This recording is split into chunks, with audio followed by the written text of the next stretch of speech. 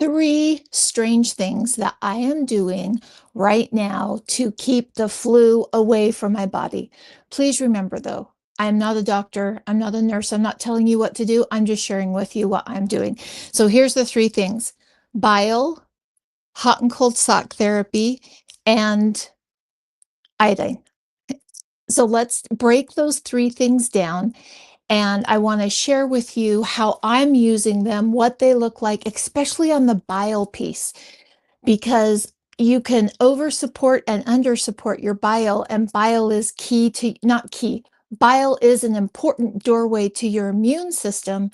And I don't think we wake up thinking, oh, how's my bile and how's my immune? And so I want to create a pathway of those two things. So, number one, and there's science, okay? There is science to what some people used to call an old wives' tale. You will need a couple things for this. You will need a thin pair of cotton socks. You will need a thick pair of wool socks, and then access to water.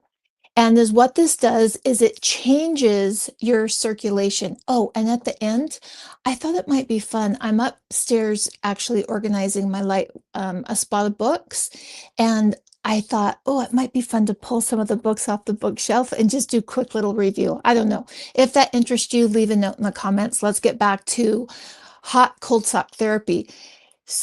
And when you do it, you're moving your circulation. So the key takeaway in this is anytime you move your circulation, you're increasing your body's ability to get rid of excess virus and bacteria. And so I get my thin socks. I like them 100% cotton. I get my thin socks frozen, a little wet, and then I freeze them.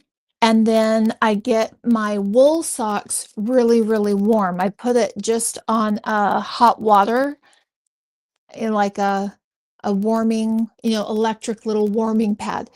And then I will put the cold socks on. Well, first I soak in magnesium because bile is all about magnesium, but we'll connect that a little bit later. So I soak in magnesium because we need minerals for our bodies to heal. So I soak in magnesium, and then I put the cold socks on. And then immediately following, I put the hot socks on before I go to bed. If I feel like I'm coming down with something, is what that's going to do is as your body works to warm up the cold socks, it'll increase the circulation in your body. If I feel like I have a headache coming on, now I'm not talking this is migraine, like this is going to cure your migraine type of thing. But yesterday I just felt like, oh, I think I'm getting a headache, and that's not good. And so I went ahead and did my hot and cold sock therapy. Another thing that you can be doing is compression socks. Compression socks also help with circulation and increase the circulation and get it moving from your toes to the top of your head. The better circulation, the better your immune. The next one have you ever done that? Let me know in the comments if you've ever done hot socks, cold socks, hot socks. Very simple, but now has science backing it up that it really helps your body build stronger immunity. And I don't know about you, but so many people like this, well, maybe I don't want to say it. Anyway, bacteria and virus going around is taking people down. And so I want to be preventative. Anything that I can do to prevent. And this does not absolutely guarantee that I'm not going to get sick, but it is things I can take action on that I know help me feel better and is scientifically proven to strengthen my immune. The next thing is vitamin C. Vitamin C. I'm upstairs, so I don't have my product with me, but imagine acerola cherry powder right here. We know that vitamin C supports immune. I'm actually, because I was around sick people, I'm taking it 3 times a day now, a quarter teaspoon of a dose every single time I take it. I like to mix it in a little bit of warm water, add a little bit of a local honey, and take it that way, because your vitamin C is only as good as your immune is strong. And if your immune isn't strong, then you're not holding your vitamin C as long as you could be. So vitamin C is huge and scientifically proven, and I personally don't want ascorbic acid. I want a strong copper core, and the acerola cherry powder has all of those things, and you can find that on my website, livingthegoodlifenaturally.com, and it is grown in a permaculture fashion, and so it has nutrients that shuttle from the plants back and forth. And anytime that you're not consuming a monocrop, you've got more nutrition coming from the plant. And if I'm going to go to the time to buy a vitamin C, I want to buy one that has as many nutrients as possible. To the rescue, acerola cherry powder. So personally, I'm doing it 3 times a day. The things that I want to watch on this is I don't want it irritating my bladder. And because of the increase, let me grab some more books over here. Because of the increase of viral and bacterial, it holds into our bladder, the soft tissue, and it irritates our bladder and we don't even know it. And then you add that vitamin C and the acidity, and it can irritate your bladder. So for example, if you had interstitial cystitis, vitamin C is not for you. You got to focus on other things. But the cool thing is we're talking about lots of different things today and what you can do to strengthen your immune system. Now, we've talked about circulation, hot cold sock therapy, compression socks. We just talked about vitamin C, but let's head into bile. And this is the one that I have an agenda. I always tell my kids if I have an agenda, so it doesn't come out as controlling, but I do have an agenda on this one. I absolutely want you to make the connection between your bile function and your immune system, your bile function and your hormones, your bile function and your energy, your bile function and your digestion, your bile function and your sleep. Like, really? Bile function. Now, we have to support bile, and you might be someone that has thin bile. I'm someone who leans thick bile. And if you're tired and sluggish, your metabolism isn't where you want it to be, you've got brain fog, bile's usually a part of that. And typically that points toward having thick bile. And so most people lean towards thicker, but we're not all the same. We're similar. We all need a strong foundation, but that doesn't mean the things I do for my bile are going to work for your bile. Healthy women filter information from social media or anywhere, but especially social media. So take the information in, determine if it works for you before you make that decision to move forward. Thinning bile. Almost every morning, I eat grapefruit. I love grapefruit first thing in the morning before I brush my teeth and any of that. I love grapefruit. It is a superfood for me. I have more energy when I eat grapefruit. Why would grapefruit be such a superfood for me? Simple, it thins your bile. Now, there's been some studies that have shown, I'm not doing a very good job here talking and getting my books organized. There's been some studies that have shown that you need to be careful with medications around grapefruit. And I think they're overblown a little bit, but you make the best decision that works for your body, what you're putting into it, like certain thyroid medications, other medications. There's a connection there. Grapefruit thins your bile. Swedish bitters thin your bile. Now, Swedish bitters are not something that you take all the time because Swedish bitters can stress out your vagal nerve tone. And vagal nerve tone is important for everything. The quality of your vagal nerve tone is equal to your stress levels. If you've got high stress levels and you feel like you're coming unglued, your vagal nerve tone quality is it's harder to manage stress with poor vagal nerve tone. And Bitters directly connect you to your vagal nerve tone. And if you're getting success from bitters, my knee's going to sleep. Oh, that was probably not a very flattering view. Sorry about that. Um, if you are getting if you're having good success with your bitters, that doesn't mean you take them all the time. Because if you were to do that, you would stress out your vagal nerve tone. For me personally, it's easy to buy into um, if a little is good, a lot is better. And on bitters, you really have to make a conscious effort because it will thin your bile very effectively. But too thin of bile is not a good thing. Now, how do we support our bile? So before I take bitters, and I like to do a 30-day round of bitters, before I take Swedish bitters, to get my bile really functioning, because remember, it helps hormones, sleep, mood, digestion, energy, metabolism. I mean, oh my gosh, your bile function touches everything.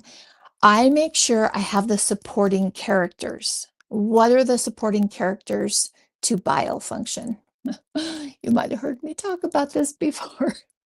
Guess. Voltage. We're talking voltage. Magnesium, salt, and potassium are what determine and make up your bile. And if your cholesterol's high, we know you probably lean toward thick bile. And so thinning it. And if you're concerned about, oh, I don't know where it is, make sure you've got your voltage strong, magnesium, potassium, and salt before you go in, because those are the supporting players and will help support so that we don't, because too thin a bile is just as bad as too thick a bile. That's how powerful food can be. We can thin and thicken our bile. Now, another thing is hydration. All of these things that we've talked about, hydration makes everything better. In my opinion, nobody can tell you how much water to drink. You have to figure that out yourself. Oh, yeah, you see, take your weight, divide it in half, that's your ounces. For some people, that's so much too much. And for some people, that's not even enough. Depends on your stress levels, your salt intake. Figure out the water intake, hydration that works for you. Now, the next thing I want to talk about is iodine. We've talked iodine, and I've shared with you my passion for iodine and brain function, iodine and immune, iodine and hormones. Iodine touches everything in our body. I experienced some cystic nodules, and iodine to the rescue. And so many people experience that when they put topical iodine on their body, that those growths go away. Now, does it cure everything? No, it doesn't. But man, oh man, so many women experience that. And there's documentation on the science background of iodine helping cystic fibroids go away with topical application. I'm not talking topical though. I'm talking I sniff iodine. And I'm using a different one now because I geek out on studies, and I was doing some research and found that iodine with fulvic acid in your nose. And so I used up what I was using and switched to, and I don't think this Shelley even has a link for this because I haven't even talked to her about it. So right now I don't have a link for it. I'll see if I can find a place to throw it up for you. Or you can just look for iodine with fulvic acid. The benefit of the fulvic acid is helping maintain a hostile environment for bacterial and viral load. Boom, in your nose. You can do it up to 4 times a day. The inside of your nose can get a little tender with it. I have no problem doing it 4 times a day. My nasal passages did not get tender. Some people that I know and love, it did. So up to 4 responsibly of what works for you. Think of a hospital use for iodine, and we're talking antiseptic, cleaning things up, cleaning an area, cleaning a wound. Well, iodine's the standard. Well, let's make sure we're cleaning our nasal passages because virus and bacteria come in through our nasal passages. And there's such solid studies behind that. Now, I do another one, and this one doesn't have solid studies, but I swear for me, it works. Some people call it an old wives' tale, but remember, a lot of the old wives' tale, once we have a greater understanding of the body and science, they go back and figure out, oh, that old wives' tale was actually pure dead on science. We just didn't have the studies behind it. I dilute hydrogen peroxide and put a couple drops in each ear. I had a doctor teach me that when my kids were little, and he said, your nose and your ears that's where you pick up your viral load. And so he was the one that had me do that. Now you have to be careful with that because if you had certain problems with your ear, that can aggravate it. So it's not good for everyone. So for example, I was deaf as a little girl or let's say very limited hearing. And the one side is regrafted. They had to regraft my eardrum, and I can't put as much in that regrafted eardrum or it just bulges. Now, I'm not going to find that in any studies anywhere. I'm just accountable for the choices I make for me. And as I learn new information, I remember healthy women have strong filters. And so I have to filter that knowledge through what my body needs. And I know that my ear with the regrafted eardrum is very sensitive to things. And so no studies on that one. It works for me. I've always done it. And I feel like it's given me benefit even when I do feel a little clogged in the background. Okay, so we've talked about hot and cold socks for circulation. We've talked about way more than three. Surprise, surprise. I did more than three.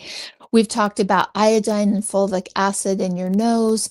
We have talked about vitamin C and what we're looking for in vitamin C. We've talked about bile, what supports bile. Your supporting players for bile are voltage, magnesium, potassium, salt. Remember, we always start with magnesium because when you're sick, your body's burning through more magnesium. It needs more magnesium. And so when you're sick is the time to increase your magnesium. Now, I like to do it beforehand. So I'm increasing my magnesium right now because the more sick people I see around me having just been hit with this horrible strain and they are just down. Another one that's very beneficial. Okay, we have again gone past three, but it's simple and I think it'll help. And I just want to remind you, get ready with this stuff now. Don't wait until somebody's sick or you are sick and you don't even have the ability to think or process or go to the store. What do I do? So if you want to do cold sock, hot sock therapy with scientific backing, you need a thin pair of cotton socks and a thick pair of wool socks and a way to heat that. You've got to be prepared. I like to think of it as my little doctor's bag. Okay, what's in my little bag that I can pull out and use? And prevention is always better than fixing it afterwards. And so currently I am upping my magnesium levels. I've had some lifestyle changes and it's been kind of stressful and I'm burning through magnesium more. And when you're sick, you burn through it even faster and you've got to give your body that foundation. And we've learned that bile is key for immune system. Bile is key for hormones. And if you don't have enough magnesium to create good bile, then you're just chasing symptoms. And I did that. Oh my gosh, I did that for so long after my health crash. Being in that wheelchair with all the seizures, I just chased things and spent way too much money and way too much time trying to get better. And that's why I do what I do now is because I saw the detriment to my children and my family and those people that I love the most and me not feeling good. I wasn't able to show up for them. And I still see things, even though it's been over 25 years that I've been talking about magnesium is the first foundation. And here's another case in point. You don't have good bile function without enough magnesium. Are you soaking in magnesium?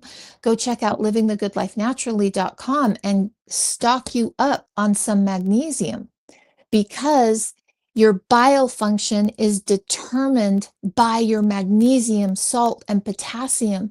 That voltage needs to be in place so that your hormones work properly.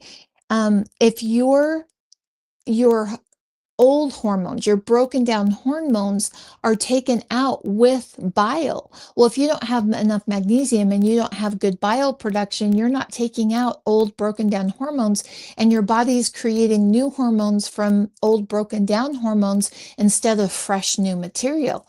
Like, so hormone balance and bile, magnesium, like to me, that makes absolute sense. But sometimes when we think, oh, I need to balance my hormones, we don't think of how's my bile function. Well, I hope today, after listening to this live, that you do. Are you doing anything to get healthy, to stay healthy? I hope so. And here's to hydration, making sure that we're staying on top of that bile. Okay. So the health part is done. I just quick. I thought it might be fun. I don't know. I'm going to share. I'm going to share some of my books on my bookshelf that I love because I'm a book lover and I read a lot of books. I'm only going to stay in my one little cubby and pull books out that I love. And this, The Perfumist of Paris, oh, I loved it. It's a three-part series. You can listen to it on Audible, and it's delightful on Audible. It's also really good to read the book. It was a gift from my husband, which means it has, oh man, which means it has an inscription. And now that he's no longer with me, that inscription means everything to me. So, note to self, if you're giving books, put an inscription in your book because that goes from a book to his legacy of love to me. Wow, didn't mean to go there. Woo. The next one, oh my gosh, if you talk to any of my daughters, this is in their top 5 books. And it's just this delightful, delightful book. And it's called Moonraker's Bride. I love it. And it used to be really hard to find, and I had a hard copy that, oh, if I lent it to someone, I gave them the like laid down the laws about they had to have it back to me. They had to be careful with it because it wasn't reprinted yet. Now it's reprinted. It's called Moonraker's Bride by Madeline Brent. Typically, if I love an author, I'll read their other books. I didn't care for her other books, but I absolutely loved Moonraker's Bride. This one, if you know me, this one is called Bringing Home the Birkin. It's a story about the elusive purse. Birkin is a type of purse that a lot of people chase, and absolutely loved that. It was just a light read. This one is one of my husband's favorite books, and it is Dale Carnegie, How to Win Friends and Influence People. And in our family, books are legacy, and we're constantly recommending books to each other. And my husband thought every single one of our children needed to read this book, and our youngest was adamant that that child was not going to. And she finished reading it the day my husband passed away. And she is so glad that she read that book so that she knew like she'd done that. She had finished that book. My husband, it's an old one, it's a classic, and it has such good takeaways. And it's one that I reread like, I don't know, every 5 or 7 years. Um, ooh, this one's, I don't know if we even want to touch this one because this book is not for everyone. This next one, The Dance of Anger. Tread slowly. This book, whoo, it's not for everybody, just not for everybody.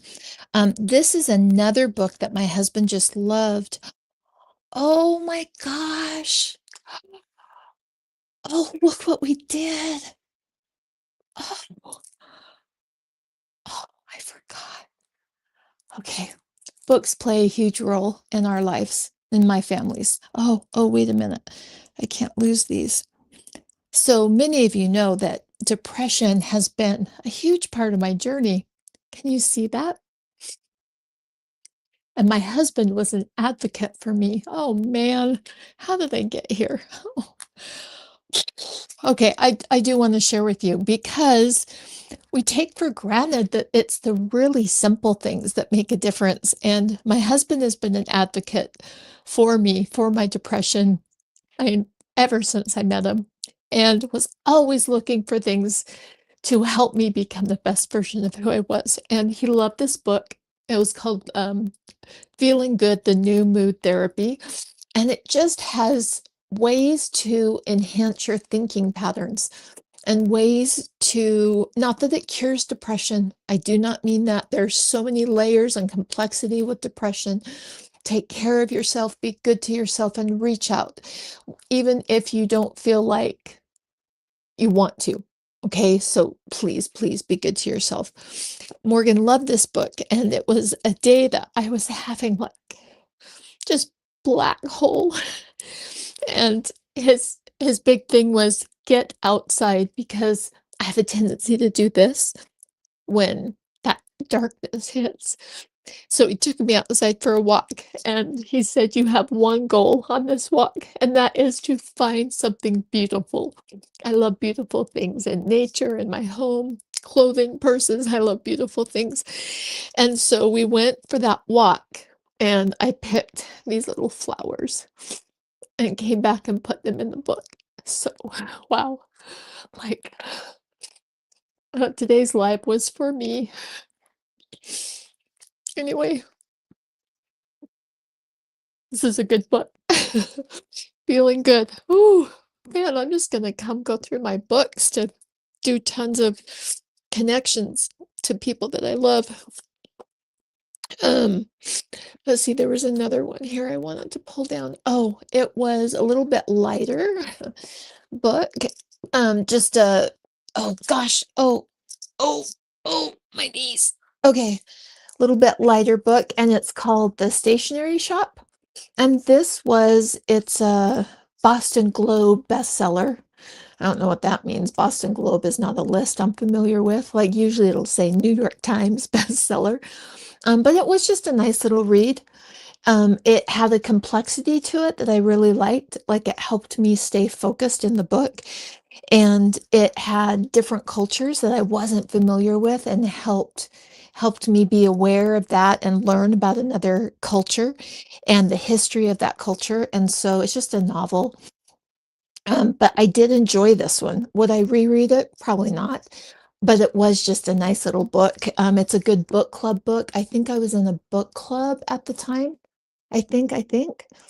Okay. Oh, here's another one. So I think the power of, well, and okay, this book ties into what we talked about today with bile, because when you sit at the kitchen table, the matriarch of that table, the female of that table, there's been really interesting studies on this.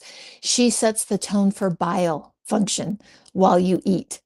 Her stress level, her thoughts, her attitude, what she brings to that kitchen table, and we forget how powerful we are.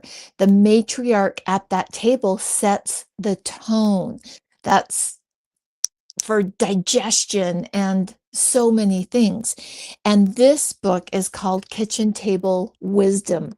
And I have a dear friend, dear friend, who teaches women about the power of bringing people together at the table. And Morgan had given me a really good book about commensality and the commensality and connection that happens at a table when people eat together.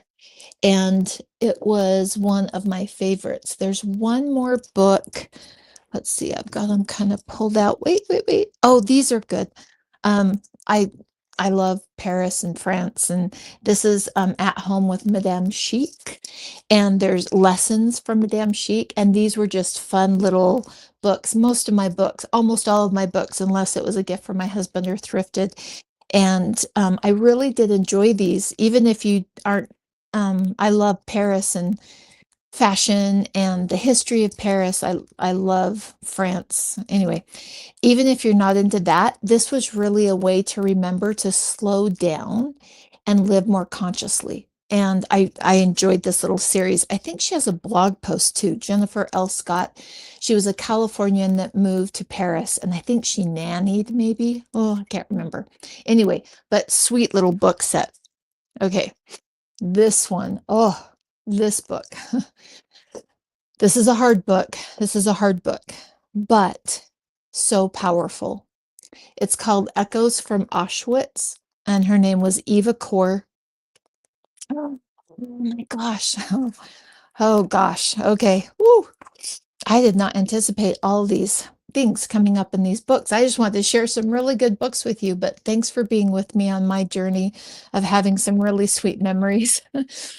um, I was teaching a class, a really big class that women had flown in from all over the country and paid a lot of money for.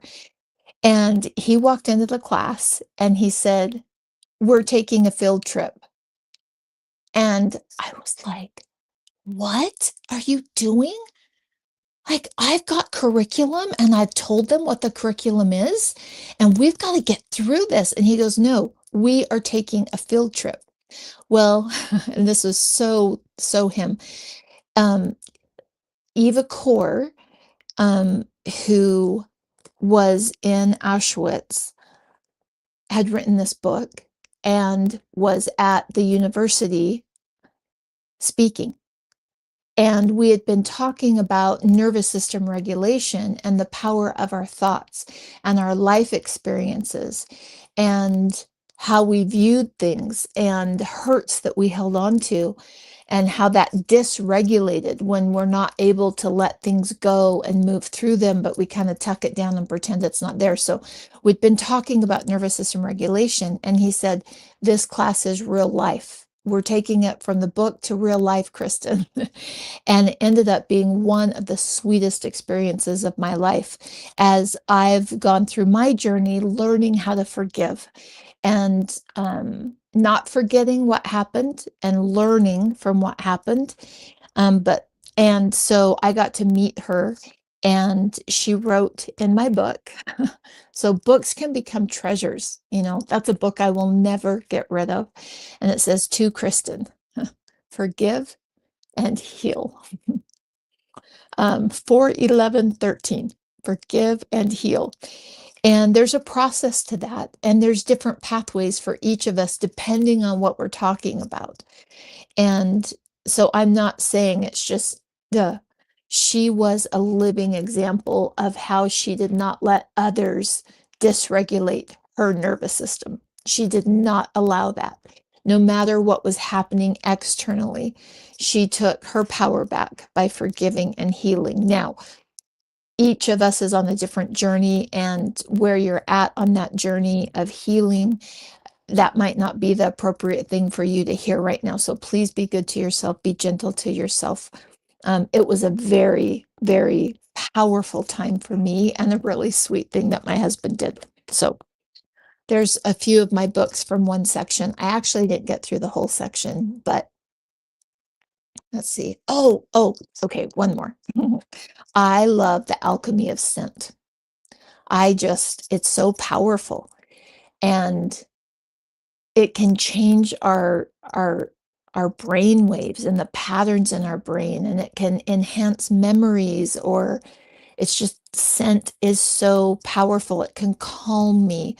It can brighten your day. I just love scent. And so this is a book about perfumes and the history of perfumes and the different odor classifications. Like, let's see, I'll read them to you. So flowers, fruits, woods, grasses, spices, sweet products, and animal products, minerals and marine products are the different classifications of scent.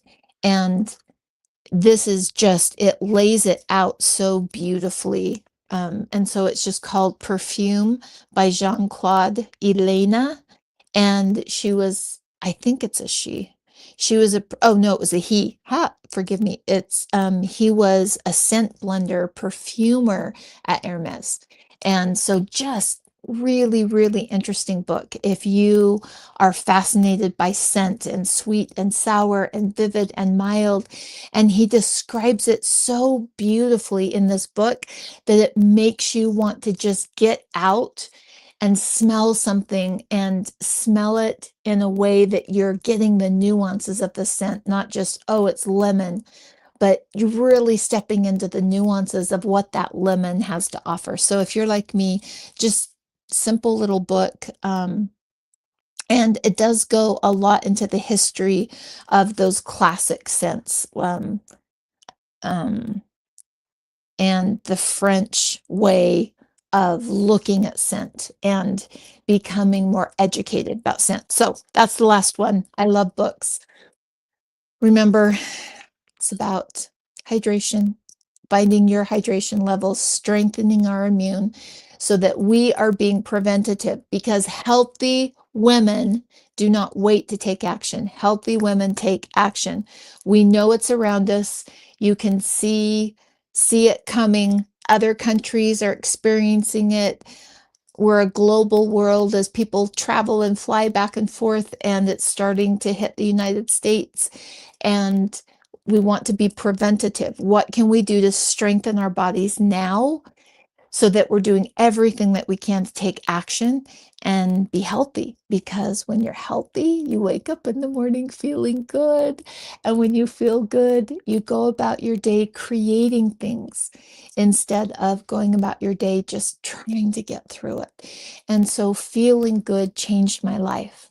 Waking up feeling good, it changed me. And my husband was such a part of that journey. And thanks for being here with me on some really kind of tender memories that came up that I did not anticipate as I went back through books. He was very conscious about the books that he gave me, and I really think it's one of the reasons why he lived so long with some of the problems that he had. Is that was his whole philosophy to life, is make the little things count, make them meaningful. It doesn't have to be a huge grand gesture. Who knew that on the day I was missing him so much, I would open a book with purple flowers that I had picked with him, and how meaningful that would be to me. It didn't cost a ton of money.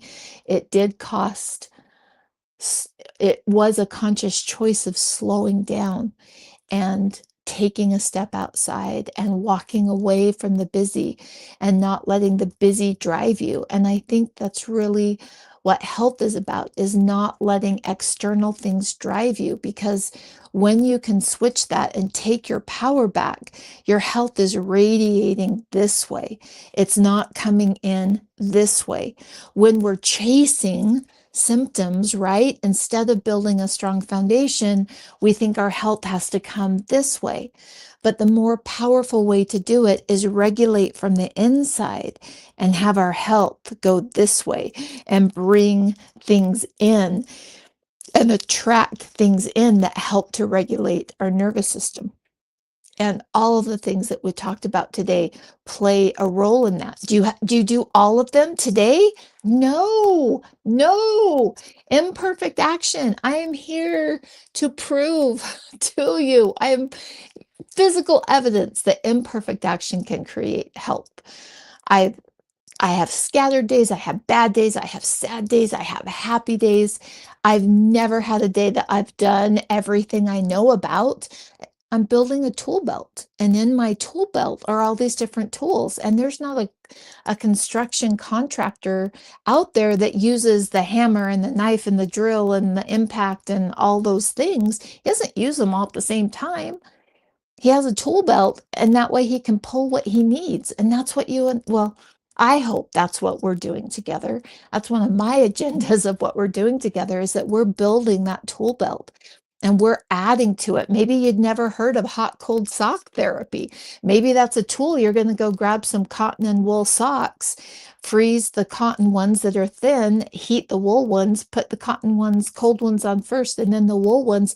Your body will work to heat up the cold socks to the temperature of the outside socks. And in doing so, it increases the blood flow and oxygen to your body. And you know that beginning when you're like, "Ooh, I feel like I'm getting sick?" That is the best time to do hot sock therapy. And now there's even science behind it that shows what it's doing for our body. It's a tool in your tool belt. It's not that you go run and do everything at once. But here's the most important part of this community. You are the most important part of this community. And I would love for you to share in the comments below anything in your tool belt that's helped to make a difference. And or maybe something that you're adding from our time together that will be a powerful part that you're adding into your tool belt. Again, not to overwhelm you. Healthy women take action when overwhelm hits. And so if overwhelmed hits, as all the things we talked about today, no, stop, take a breath, just take a micro action. It might just be deciding which one you're going to add, or one that you're already doing, what you need to be more consistent with. Healthy women are consistent, not perfect. Healthy women are consistent, not perfect. And that is what creates optimal health. It was delightful being with you. Bye. Oh, wait, oh, nope, there wasn't. Maybe there was a comment. I didn't see it. I'm on my phone, and so comments are really hard. I did not answer any comments today because I'm on my phone and I use this software thing and it's just hard. So I will hop on and read those afterwards and leave comments if there's something more that I can do with questions and things. And as always, Shelley hops in there and leaves links. And some of these things I didn't even know I was going to talk about. And so we don't have links for these. But as we have conversation in the comments, we can talk about them and share. And I'd love to know what helps you. Bye.